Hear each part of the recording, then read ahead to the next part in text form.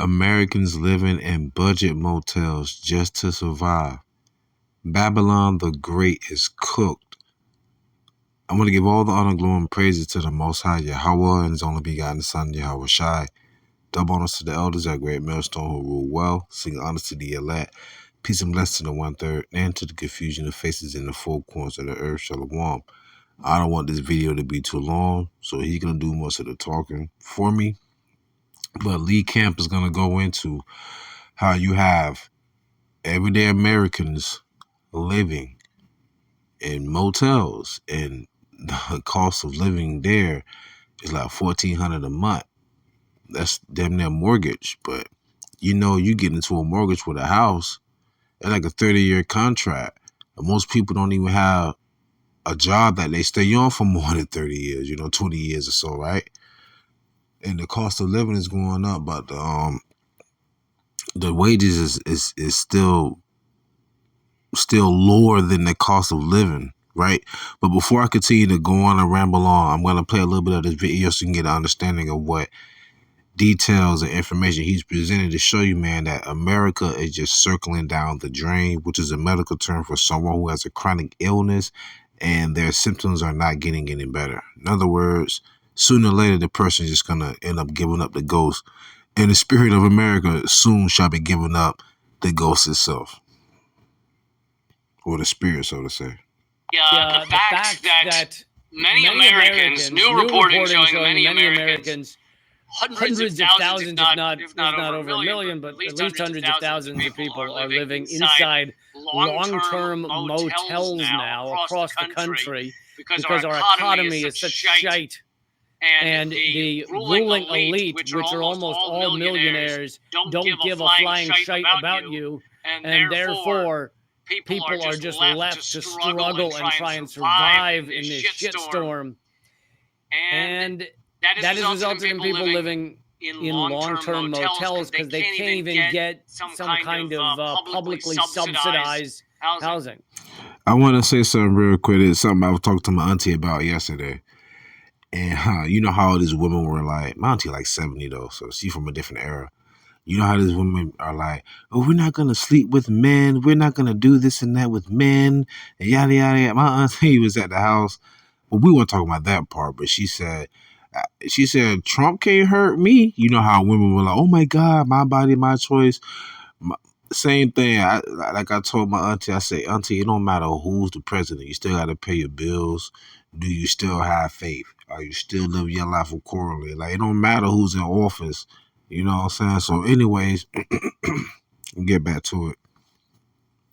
So yes, this is coming from NBC News. I rarely bring you well-done articles by NBC News. And the real reason why I brought that out, forgive me, y'all, because people make it seem like a president is going to change your life.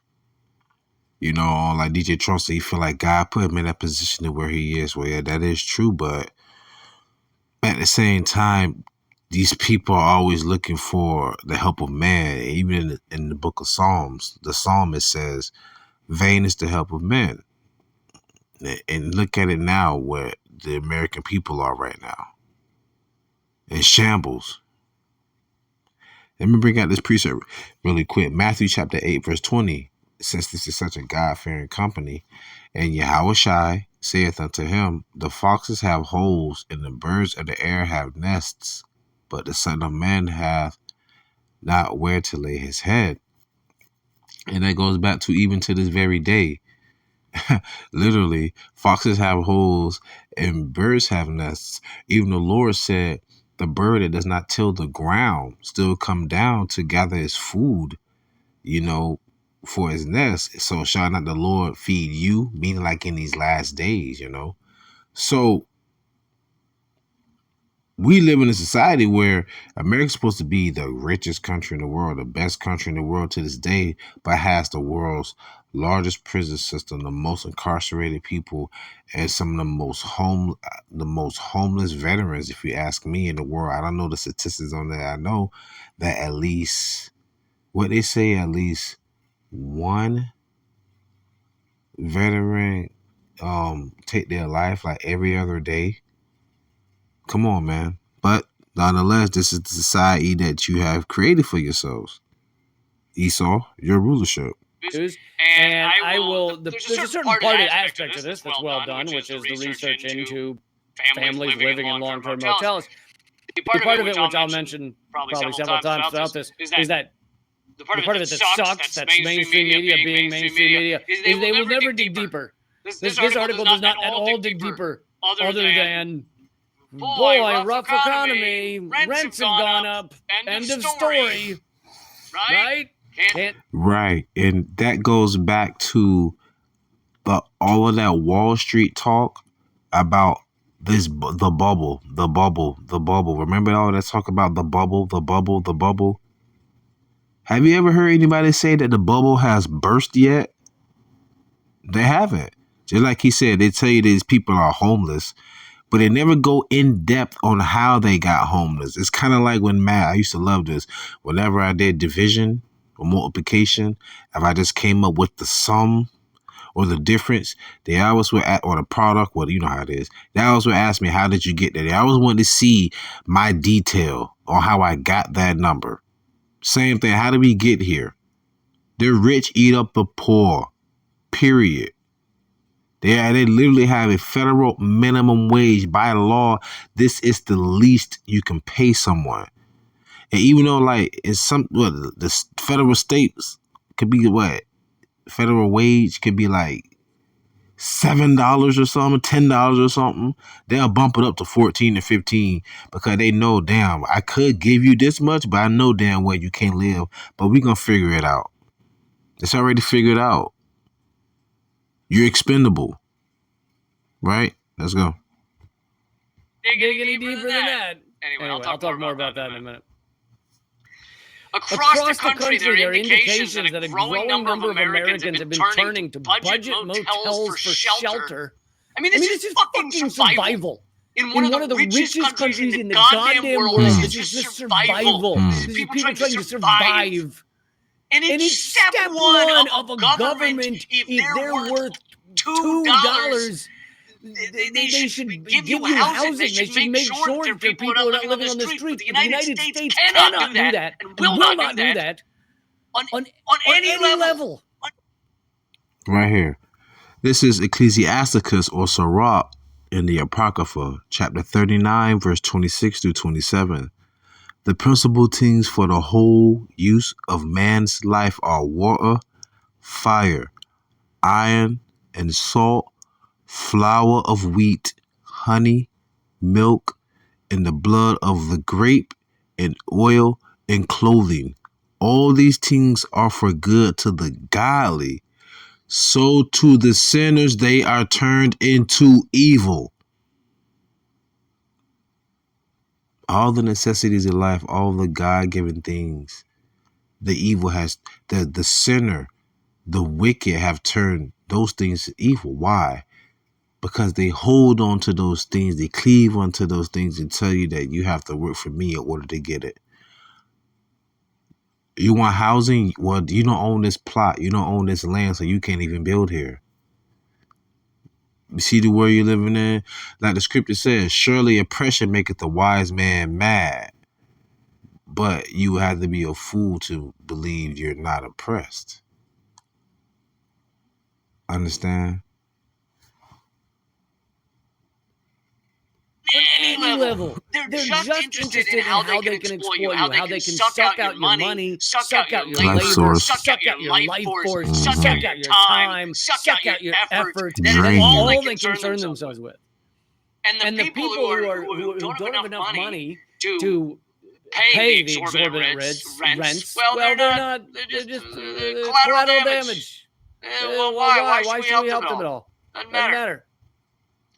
Anyway, across this country, the indication a growing number of Americans have been turning to budget motels for shelter after a surge in rents and home prices. Why? In recent years, left those on the lower end of the income spectrum with no place else to go. While motels can provide a warm place to sleep and an element of security, it's a form of housing with high costs and low quality of living that can set individuals on a financial spiral nearly impossible for some to break out of.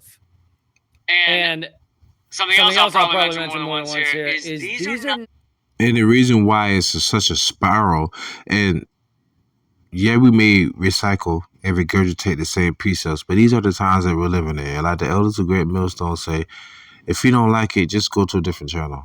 So this is only for the elect. The slain of the Lord shall be many, so we're not looking for a massive influx of people to come here. We're just looking for those who actually fear and believe in the Lord. So if this isn't your cup of tea, adios.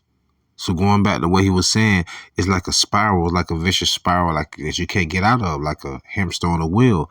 Haggai chapter 1, verse 6. Ye have sown much and bring in little. You work a lot, but don't bring in enough money. Ye eat, but ye are not. Ye eat, but ye have not enough. Okay. Ye drink, but ye are not filled with drink. Okay. Ye clothe you, but there is none warm. And he that earneth wages to put it in a bag with holes. Holes.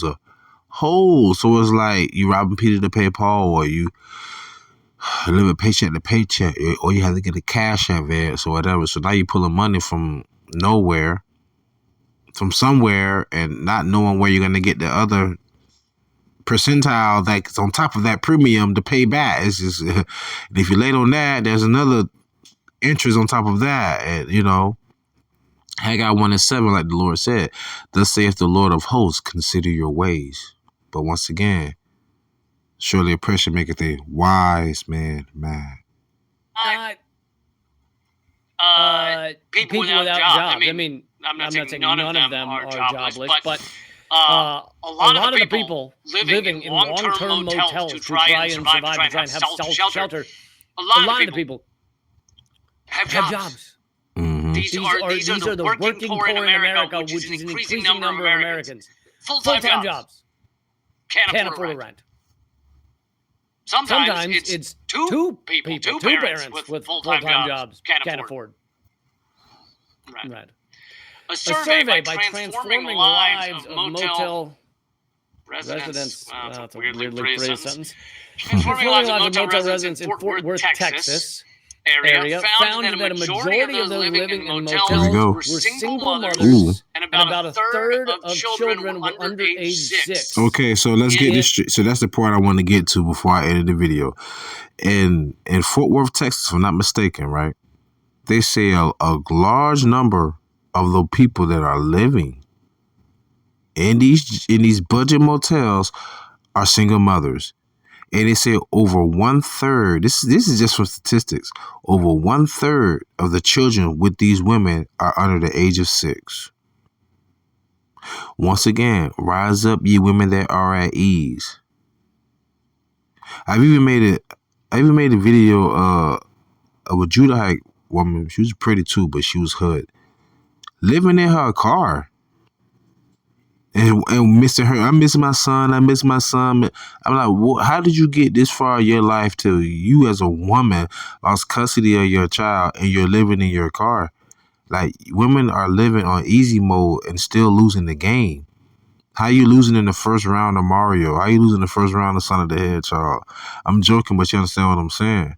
Because the earth has been set up today for you to progress, right?